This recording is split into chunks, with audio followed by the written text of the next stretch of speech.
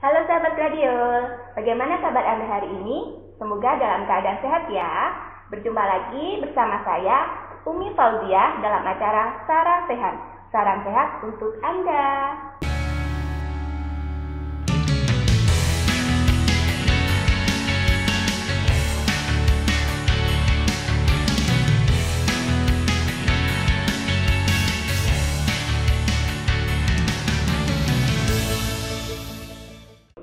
Sahabat radio pasti sering mendengar ya, selama hamil boleh nggak sih makan nanas, minum kopi, naik pesawat terbang, atau yang lain? Sebenarnya itu merupakan mitos atau fakta ya?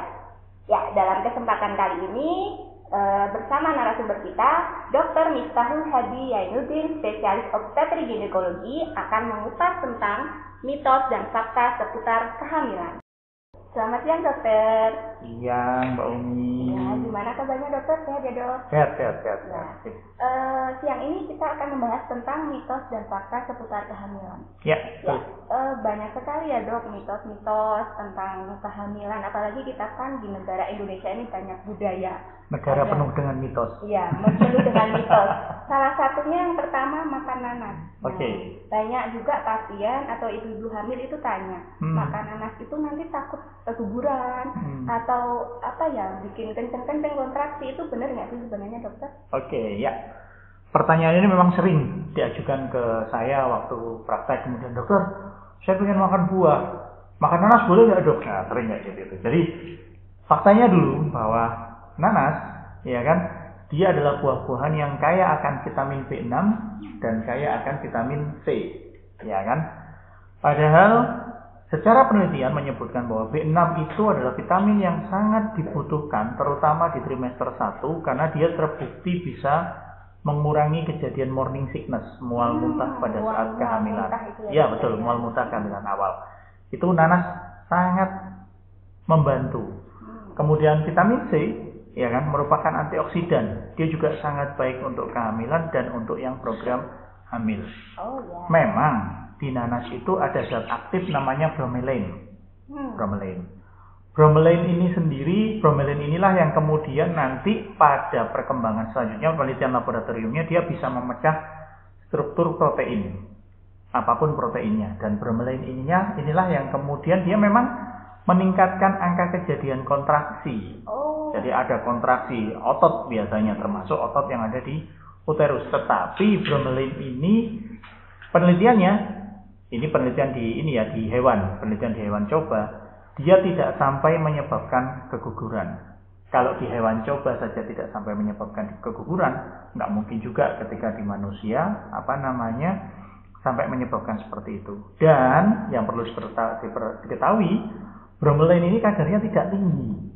Dalam 100 gram nanas, ya kan, setengah buah nanas itu dia kadarnya hanya sekitar 10-12 mg. Sehingga sangat rendah, dan 10-12 mg ini masih tolerable untuk ibu hamil. Seperti itu Mbak Umi. Jadi ibu hamil makan nanas silahkan. Boleh ya dokter? Boleh. Bukan mitos ya dokter? Iya, bukan terus kemudian jangan yang banyak. Iya. Gitu kan. Ya apa memang makan nanas tak lah ibu tentu ya. Enggak sampai makan nanasnya satu Enggak mungkin dokter. Makanya itu. Pertanyaan kedua sekarang ya dokter. Oke. Minum kopi. Nah, ini kan juga minum kopi itu ada yang mengandung kafein gitu ya dokter. Nah, itu sebenarnya untuk ibu hamil itu sebenarnya boleh nggak sih? Oke, kopi. Ya memang sekarang kopi itu nggak lagi cuma minuman soalnya Pak. Kopi itu kaitannya dengan lifestyle. Iya. Jadi dok, boleh nggak dok ibu hamil minum kopi? Penelitiannya mengatakan begini, selama dia tidak lebih dari 150 mg per hari. 150, ada yang mengatakan 150, ada yang mengatakan 180 mg per hari. Itu kalau kita buat pada kopi yang tentunya nanti setiap kopi, setiap merek, setiap produk akan berbeda kadar kafeinnya. Ya. Selama dia tidak lebih dari 150 mg per hari, kalau kita buat rata-rata itu rata-rata sekitar 2 cangkir kecil, tidak lebih dari 2 cangkir kecil per hari, itu masih aman. Kenapa sih? Karena di kopi betul kata Mbak Umi bahwa kopi itu punya kafein, ada kafeinnya. Nah, kafein ini dia sifatnya vasokonstriktor. Vasokonstriktor itu membuat pembuluh darah kita nyempit.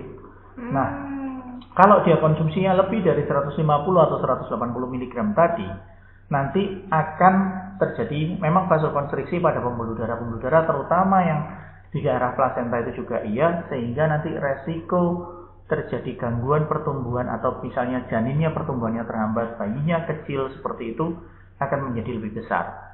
Dan kalau ini dikonsumsi di trimester 1, otomatis nanti akan menyebabkan iskemi dari plasenta, sehingga resiko abortusnya juga akan meningkat. Sehingga kopi boleh selama tidak lebih dari 2 gelas dalam satu harinya. 2 cangkir. 2 cangkir, sorry, 2 cangkir betul, 2 cangkir dalam ya. satu hari. Jadi ingat katanya adalah 2 seperti itu. Iya.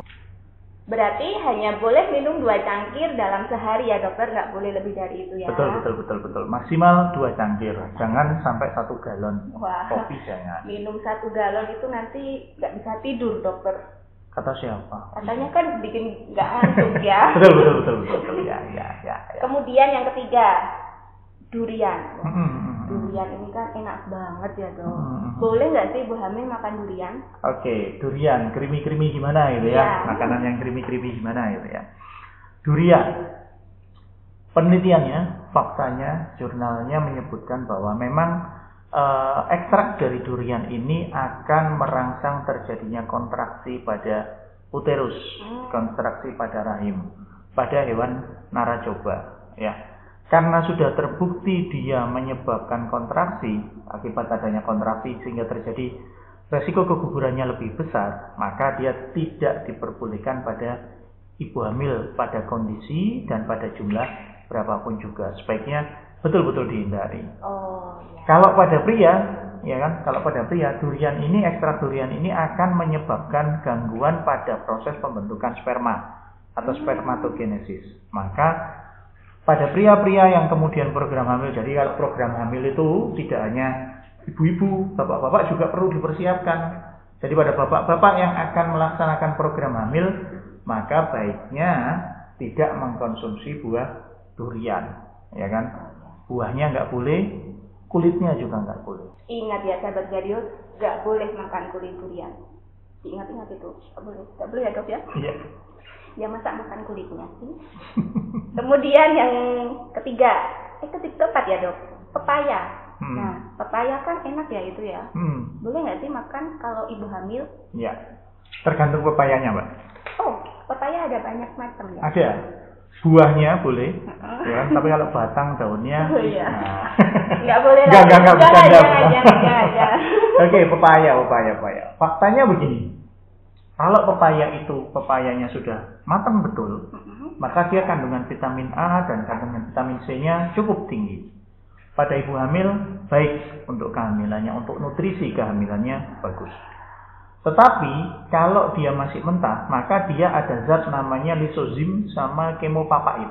Wah, apa itu dokter? Zat ini adalah zat yang nanti dia bisa menginduksi atau memulai terjadinya kontraksi uterus. Kenceng-kenceng gitu. Iya, kenceng-kenceng. Sehingga kalau dia dikonsumsi pada jumlah yang cukup tinggi, maka dia bisa menyebabkan terjadinya risiko abortus spontan. Keguguran.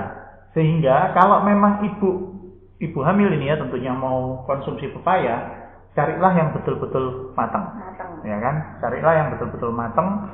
Buktinya matang ya jelas diiris warnanya merah, itu matang jelas, ya. Bukan pepaya yang masih muda, masih mengkal dengan alasan nanti buat rujak atau buat enak banget itu pepaya muda gitu. Enggak seperti itu. Enggak boleh. Berarti harus yang matang. Benar-benar yang matang, ya. Mentah. Jangan yang mentah, ya. Ya, kemudian selanjutnya dok, ini makanan yang enak banget nih dok.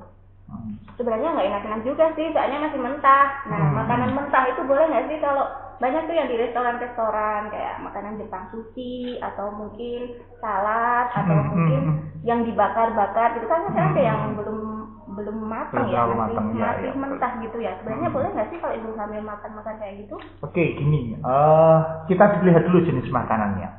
Apakah dia makanan yang berasal dari hewan? Ya. Oh iya. Dalam hal ini semacam sushi, terus kemudian apalagi seafood mentah kayak gitu, atau kemudian daging yang kemudian dia dimasak tidak, misalnya steak, tapi steaknya yang masih raw, bukan yang medium atau well done seperti itu ya, bukan yang medium atau yang well done gitu ya. Atau makanan itu berasal dari tumbuhan. Makanan itu yang berasal dari tumbuhan. Jadi yang kita takutkan adalah penularan penyakit. Pada beberapa infeksi, terutama toksoplasmosis seperti itu, maka dia nanti akan bentuk ookis. Ookisnya itu dia biasanya hidup di jaringan otot dari hewan yang menjadi inangnya dia, menjadi hostnya dia. Nah, ookis inilah yang kemudian kalau kemudian masuk ke dalam tubuh, ya kan, dia menyebabkan infeksi, reinfeksi, yang apabila pada ibu hamil akan rentan terjadi semacam kelainan. Akan rentan terjadi semacam kelainan. Sehingga kalau kemudian yang Anda tanyakan adalah makanan yang asalnya dari hewan, maka baiknya dia benar-benar dimasak matang. Ya, terutama kalau konsumsinya pada saat trimester 1 kehamilan.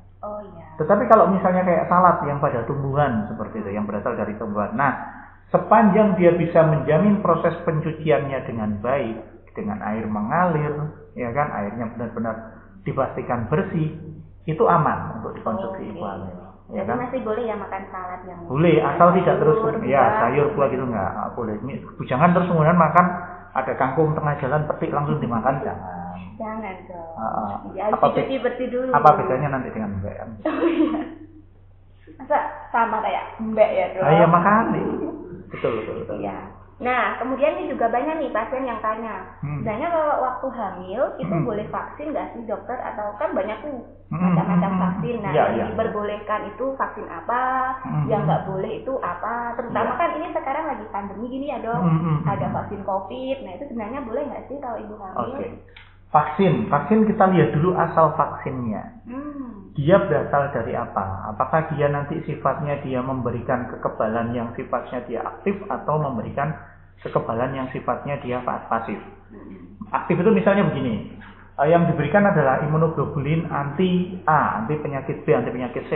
It's okay, masih cukup aman, tak apa. Tetapi kalau yang diberikan adalah virus yang dilemahkan seperti itu, maka baiknya itu dihindari. Nah, termasuk kalau yang sekarang lagi tren berarti adalah vaksin COVID. Vaksin COVID ini ada dua macam. Ada satu yang dia merupakan virus dari coronavirus yang dilemahkan, yang kemudian dibuat oleh pabrik. Contohnya yang beredar di Indonesia yang dari Sinovac China. Itu adalah vaksin yang dilemahkan. Virus yang dilemahkan. Maka dari POGI tidak merekomendasikan penggunaan vaksin ini pada ibu hamil. Ya kan? Beda kalau misalnya vaksin itu berasal dari antigen virus atau bagian-bagian tubuh virus yang kemudian sudah diambil terus kemudian dibuatkan anti dari antigennya ini, ya misalnya yang produksi dari luar negeri kayak yang saya ingat kalau nggak salah yang dari Jerman sama yang AstraZeneca ini termasuk yang bagian dari tubuh virus yang dilemahkan. Itu masih diperbolehkan.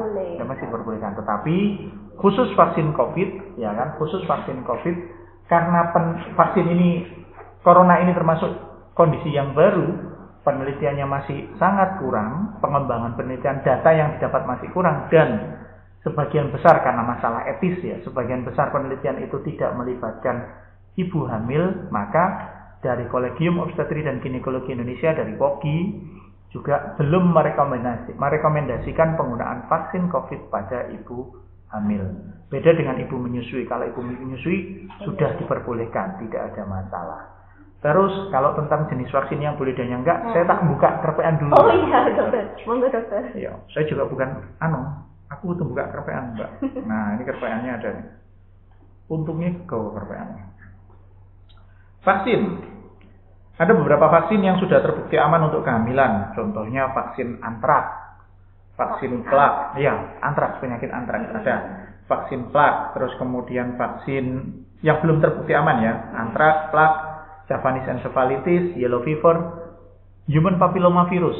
Itu nggak boleh. Itu masih belum terbukti, bukan nggak boleh mbak, tapi belum terbukti aman pada kehamilan. Makanya kalau kemudian ada yang pasien yang ingin vaksin untuk si asertik, ya kan? Iya, baik kuadrivalen maupun bivalen. Kalau misalnya mau program hamil, sebaiknya ditunda dulu program hamilnya paling tidak 6 bulan setelah suntikan vaksin terakhir, booster terakhir dimasukkan, seperti itu. Yang sudah diperbolehkan selama kehamilan ada vaksin influenza, DPT itu difteri, pertusis, sama tetanus. Terus kemudian hepatitis A, hepatitis B, meningokokus, rabies, dan pneumokokus. Itu yang boleh ya dokter? Yang boleh. Yang sudah terbukti dan tidak diperbolehkan diberikan selama kehamilan, MMR, vaksin varicella, BCG, smallpox, ya kan, cacar smallpox itu, dan tifoid. Kenapa? Tadi ini vaksin semuanya adalah berasal dari bakteri ataupun virus yang sudah, virus hidup soalnya, virus hidup yang sudah dilemahkan. Takutnya nanti virusnya itu ternyata di tubuh tidak diberi respon yang baik, dia menembus sawar darah plasenta, terus malah kemudian menginfeksi janinnya. Padahal kayak misalnya measles, mumps, rubella, misalnya dia kan virus dilemahkan, menembus sawar darah plasenta, infeksi ke janin, padahal dia memang sudah terbukti secara klinis menyebabkan kelainan pada janin. Sehingga MMR, varicella, BCG tadi tidak disarankan, dan bukan tidak disarankan lagi, tidak diperbolehkan untuk ibu hamil. Khusus untuk COVID tadi sudah kita bahas. Oh iya. Ya. Ya, itu tadi beberapa macam vaksin yang sudah dijelaskan sama Dokter Miftah ya. Lumayan banyak. Tadi mungkin kalau dari sahabat Gladiol ada yang nggak tahu itu tadi vaksin apa ya, gitu. Nanti boleh kok langsung komentar aja di kolom komentar. Nanti pasti kita jawab. Kita sampaikan ya dok. Nanti by admin pasti kita jawab. Jangan lupa juga untuk like kita sama subscribe ya. Kemudian nih dokter, makanan yang berbahan pengawet. Nah, sebenarnya ibu hamil nggak boleh kan ya sebenarnya ya? Boleh nggak sih? Atau kan kalau anak kecil pun sebenarnya juga kalau bisa jangan makan makanan yang mengandung bahan micin. Nanti jadi generasi micin gitu dokter kalau kata-kata anak-anak zaman sekarang. Nah itu boleh nggak sih? Oke. Padahal ya, makanan pengawet adalah makanan paling enak di dunia. Oh iya. Walaupun survei mengatakan rendang Mbak nomor 1 di dunia. Katanya. Iya. Ya, katanya rendang. Ini. Saya juga penyuka. Yakin ayo sekarang siapa sih yang nggak suka micin? Iya. Tiba-tiba soalnya tenang. Ya. Faktanya begini. Pengawet makanan yang paling sering digunakan itu adalah natrium atau sodium benzoat dan natrium nitrat atau sodium nitrat. Nah, sodium nitrat, sodium benzoat ini kemudian diteliti pada hewan naracoba, ya kan? Dia pada dosis tinggi maupun pada dosis yang rendah yang dikonsumsi harian pun dia bisa menyebabkan keguguran, bisa menyebabkan kelainan pada janin, seperti itu. Kalau sudah pada hewan naracoba aja seperti itu, masa ya kita mau coba-coba? Iya, tidak ya kan? Buat ibu hamil masa coba-coba? Iya, jangan. Iklannya kan begitu. Jangan ya. dong. Apalagi ibu hamil yang maaf nih udah lama nikah, terus baru hamil terus mau makan micin. Jangan ya dok ya. Masih banyak makanan lain selain micin, ya kan? Macan juga. Jangan dimakan kalau macan. Dipelihara aja. Ya. Lanjut dok. Ini nanti kalau nggak lanjut nyebar kemana-mana ya. Ayo lanjut lah. Bener. Nah itu tadi naik pesawat terbang. Oke. Katanya nanti kan ada yang bilang nggak boleh, kalau bisa jangan. Nah itu gimana dokter? Ya. Tentang pesawat terbang, saya kembali buka kerpean lagi Mbak. Oh iya, silakan. Saya tukang kerpek soalnya. Makanya dulu ya cepet lulus sih juga. Oke. Terbang itu bukan masalah boleh tidaknya, bukan terus kemudian resiko untuk jadi kelainan janin atau tidak sebenarnya, tetapi sebenarnya kaitannya lebih ke ini, lama terbangnya. Oke. Jadi penelitian dari dunia aviasi mengatakan bahwa semakin lama kita terbang, semakin besar resiko paparan, namanya radiasi kosmik namanya. Semakin besar resiko paparan radiasi kosmik. Itu satu. Yang kedua, kaitannya dengan terbang adalah posisi, ya kan? Posisi. Kalau sebagian besar pesawat terbang itu posisinya pasti duduk seperti ini, ya kan? Jarang pesawat terbang yang posisinya bisa tiduran, selonjor, penak gitu. Semakin lama terbang, maka resiko dia berada pada posisi yang sama itu juga akan semakin besar. Sehingga nanti akhirnya posisi seperti ini, ya kan, ibu hamil pada posisi normal saja ketika dia duduk atau berdiri seperti ini, maka akibat besarnya produk kehamilan nanti akan terjadi hambatan pada aliran vena maupun aliran limfe. Sehingga yang terjadi nanti ibu hamil itu akan rentan mengalami edema bengkak pada kaki, pada ekstremitas bagian bawah. Nah, kalau kemudian dia resiko ini bisa dikurangi dengan olahraga atau latihan menggerakkan otot bagian betis pada kaki seperti itu. Tujuannya dengan latihan otot pada bagian betis nanti dia pompanya tambah. Karena pompanya tambah, aliran balik vena, aliran balik limfanya menjadi lebih lancar, resiko edemanya berkurang. Itu pada kondisi normal tidak terbang. Kalau terbang gimana? Nah, karena dia posisinya seperti ini terus tidak bergerak, otomatis dan akibat pengaruh gravitasi jelas, otomatis nanti resiko edema pada ekstremitasnya akan lebih banyak. Ya kan? Sehingga tadi terbang pada hamil oke, tetapi disarankan terbangnya itu tidak dalam jangka waktu yang cukup panjang. Batasnya yang paling aman kalau terbang itu kurang dari 4 jam batasnya. Oke, 4 jam saja ya. 4 jam. Ya, nah. Kalau misalnya lebih dari 4 jam, terus bagaimana dok? Apakah terus nggak boleh terbang? Kalau nggak boleh terbang, masa iya saya harus berenang? Misalnya saya mau ke Arab Saudi, saya berenang dari sini Arab Saudi. Aduh, lebih jauh lagi tuh dokter. Enggak lebih jauh, lebih Mbak. Capek. Belum sampai Arab Saudi, sampai Samudra India aja udah ditelan hiu, Mbak. Ini seperti itu. Menakutkan sekali. Makanya, kalau kita mau terbang jarak waktu yang lebih lama, maka satu, usahakan tidak berada pada posisi statis cukup lama. Artinya usahakan sebisa mungkin di pesawat berdiri, kemudian berjalan selama beberapa menit, kembali duduk lagi, satu. Yang kedua, usahakan pakailah semacam kaos kaki. Kalau saya seringnya bilang kaos kaki atau stocking atau apapun lah yang dia lebih tinggi dari lutut, dia bisa membantu untuk mengurangi resiko edem pada ekstremitas pada kaki. Iya, bengkak pada kaki bagian bawah seperti itu. Terus itu sih kaitannya kalau dengan terbang lebih ke durasinya. Lebih durasi. Oh iya. Waktunya dokter. Kalau waktu usia kehamilan. Yang boleh gitu. Ya, yang aman usia kehamilan itu, nah ini nih kerpeannya lagi keluar. Dari Royal College of Obstetrics and Gynecology. Nah, dan rotok keren itu ya, RCUG bacaannya. Nah, kehamilan yang aman untuk terbang adalah kalau janinnya tunggal, dia di bawah usia 37 minggu. Oke. Tapi kalau janinnya gemeli, kembar 2 atau lebih, ya kan? Dia pada usia kehamilan kurang dari 32 minggu, ya. Kenapa? Karena 37-32 itu adalah usia-usia yang rawan terjadi persalinan sebenarnya. Sudah cukup bulan gitu ya dokter? Iya, sudah cukup bulan. Lagian juga kalau dipikir-pikir, sudah cukup bulan itu mau kemana lagi sih? Mau ngapain loh Mbak Yus? Ning omah nunggu lahiran gitu ya. Atau periksa ke gladiol gitu ya. Iya benar banget itu.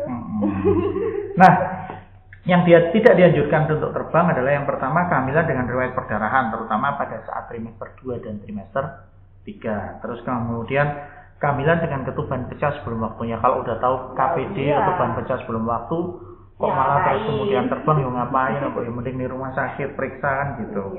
Atau kehamilan dengan penyakit penyerta yang lain yang kaitannya dengan saluran nafas, misalnya asma, misalnya penyakit paru, misalnya kemudian penyakit jantung, itu juga tidak terlalu dianjurkan. Anemia atau kehamilan dengan resiko persalinan prematur, contohnya riwayat abortus yang berulang, riwayat serviks yang inkompeten. Dok taunya serviks yang inkompeten, periksa, datang gladiol, kita USG, kita ukur panjang serviksnya sama sudutnya. Nah itu baru nanti kita hitung resikonya. Resiko serviks inkompetennya berapa persen, seperti itu. Jadi itu ada yang boleh, ada yang tidak, tetapi lebih cenderung durasi dan pada saat usia kehamilan berapa Anda akan terbang. Dan tentunya terbangnya pakai pesawat terbang ya Mbak ya. Iya. Jangan pakai gantole. Iya. Itu jangan. Apalagi terjun dari atas. Jangan. Terjun payung gitu ya dok? Iya, terjun payung jangan. Para layang apalagi ya dok? Ya podo gantole ya. Mau apa lagi ya yuk sekarang? Udah. Berarti kalau udah memasuki cukup bulan ya mending di rumah aja ya. Ya betul. Kalau mau bepergian nanti nunggu adik bayi sudah lahir, nanti udah bisa diajak jalan-jalan lebih enak lagi itu ya. Betul. Kemudian selanjutnya, nah ini nih banyak ibu-ibu, mbak-mbak itu pelihara kucing sama anjing. Nah katanya itu kalau memelihara kucing, anjing gitu ada yang bikin penyakit yang biasa disebut TORCH. Nah itu sebenarnya bener nggak sih dok? Boleh nggak sih? Apalagi kalau aduh aku udah suka banget nih sama kucing, aku suka nih sama anjing, masa terus setelah hamil nggak boleh, kasihan. Iya. Sebenarnya ya kasihan ya. Iya. Ya. Tidak hanya kambing yang warnanya hitam. Yang sering disalahkan kan namanya kambing hitam. Iya. Tapi kalau ada orang ibu hamil terus abortus berkali-kali itu kucingnya jadi disalahkan. Kucingnya, namanya, ya? Makanya namanya kucingnya hitam. Padahal kucing itu nggak hanya hitam. Padahal ada kucing oranye. Biasanya kucing oranye yang paling nakal. Iya. Lanjut. Jadi gini, tentang hewan peliharaan. Bukan masalah hewan peliharaannya yang salah, tetapi kan resiko penularan toksoplasma seperti yang tadi saya sebutkan, bahwa toksoplasma itu dia bisa berdiam dalam bentuk ookis yang dia nanti menempati sel otot dari hewan yang menjadi hostnya. Hewan yang menjadi hostnya itu biasanya memang atau di saluran cerna hewan yang menjadi hostnya. Ya dilalai kebetulan kucingnya, ya kan? Iya. Dilalai kebetulan kucingnya. Maka yang diwaspadai kalau punya hewan peliharaan seperti itu adalah bukan bulu kucing ya, kasihan biasanya bulu kucing juga disalahkan, bukan, tetapi kotorannya. Kalau ada kotoran kucing misalnya mau bersihkan, hindari kontak langsung. Tapi ya sopo sih ya yang kerso. Iya ya, masa mau ngambil pakai tangan gini ya? Ya nggak apa-apa, kecuali nanti ambil terus baunya apa ya? Enggak. Nggak boleh, jangan. Nggak boleh ya. Jadi ya itu. Kalau mau bersihin kotorannya, usahakan pakai sarung tangan, bersihkan, setelah dibersihkan terus kemudian cuci tangan.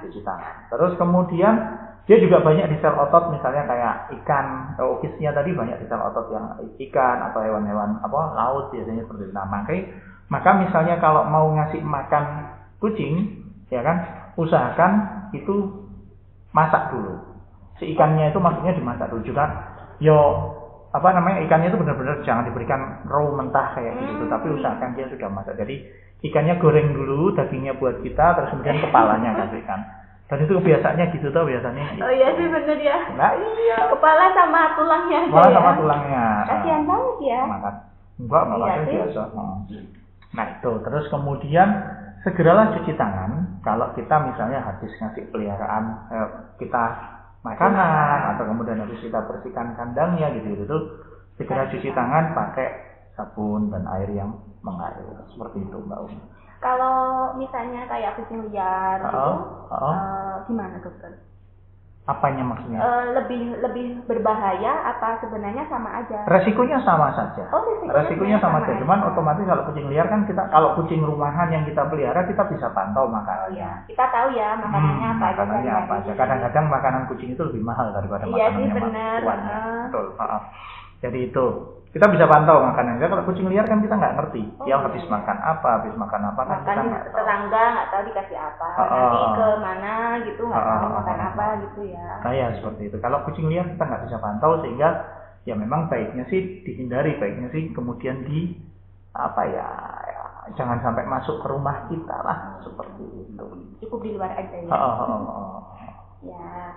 Kemudian selanjutnya mengecat rambut. Apalagi ibu-ibu hamil ini kan nggak ibu hamil sih ya. Yang nggak hamil juga. Yang nggak hamil itu suka banget nih rambutnya dicat ya. Blonde ya. Kemudian nanti warna apa gitu. Karena kan kalau saya baca itu kan cat rambut itu mengandung bahan kimia. Nah, itu tuh sebenarnya bahan kimianya itu bisa masuk ke dalam tubuh sampai ke janin gitu nggak sih dokter? Jadi sebenarnya itu mitos atau fakta sih ibu hamil boleh mengecat rambut atau enggak? Oke. Pada produk kecantikan yang merubah warna menjadi tidak semula. Contohnya misalnya gini, nggak hanya cat rambut sebenarnya, pemutih kulit. Ya kan? Krim gitu ya. Krim pemutih kulit itu biasanya dia ada kandungan beberapa logam berat. Paling sering yang dipakai raksa, hidrasium pada beberapa.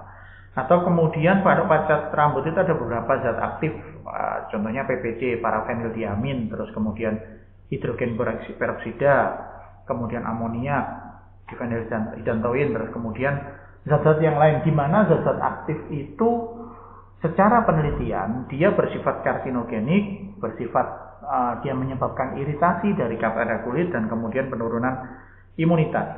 Nah, kemudian ini diteliti nih.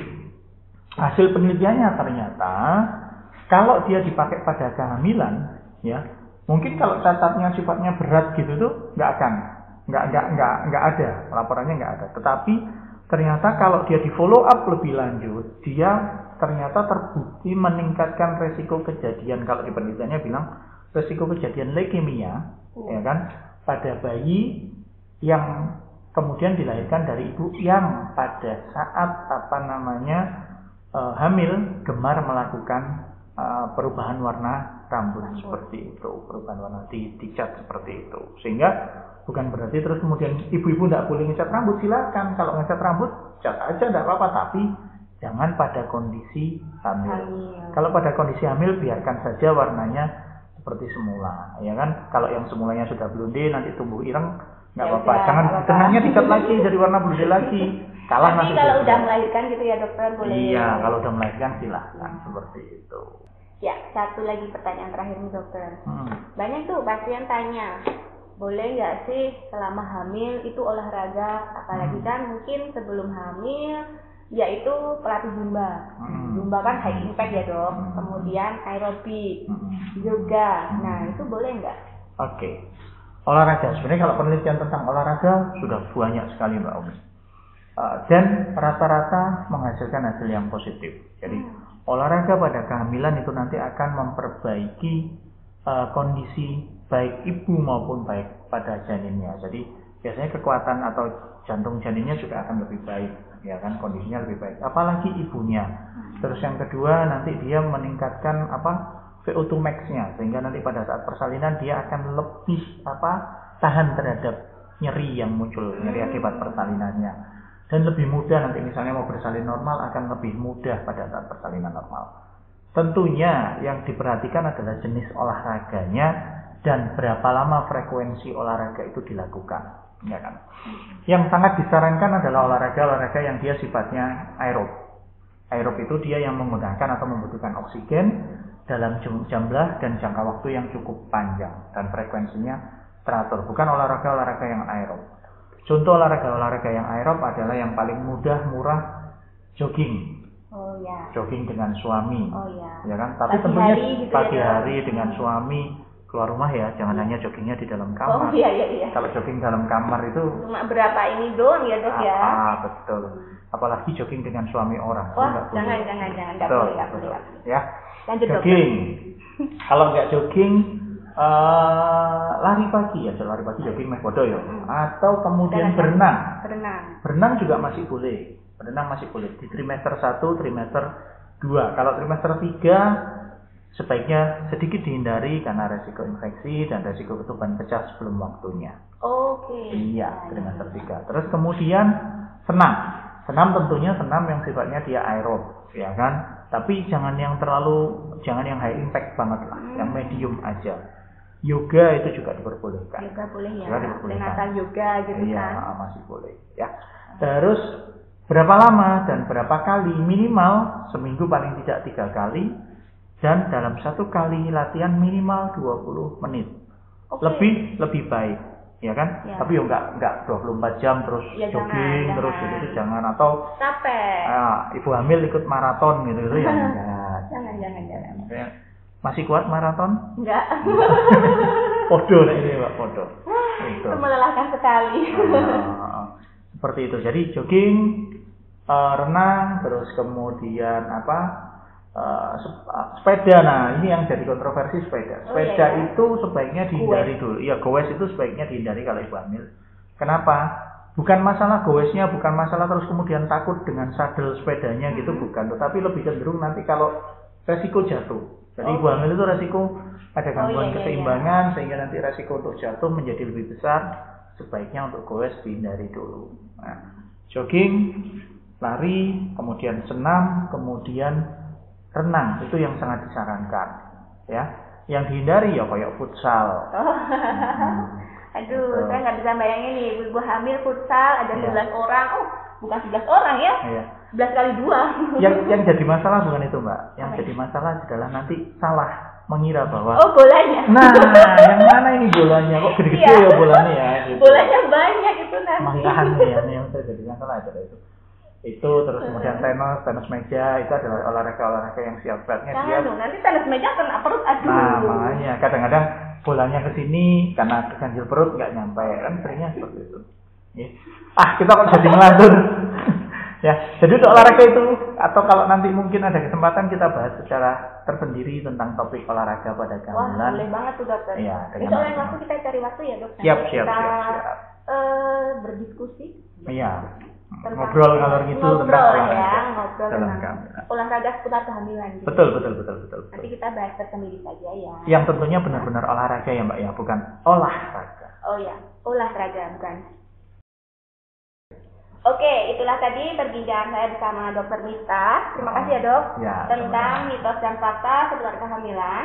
Apabila sahabat radio masih banyak pertanyaan nih tentang mitos-mitos yang lain, nanti bisa tulis di kolom komentar. Jangan lupa like, komen, dan subscribe ya. RSI Radio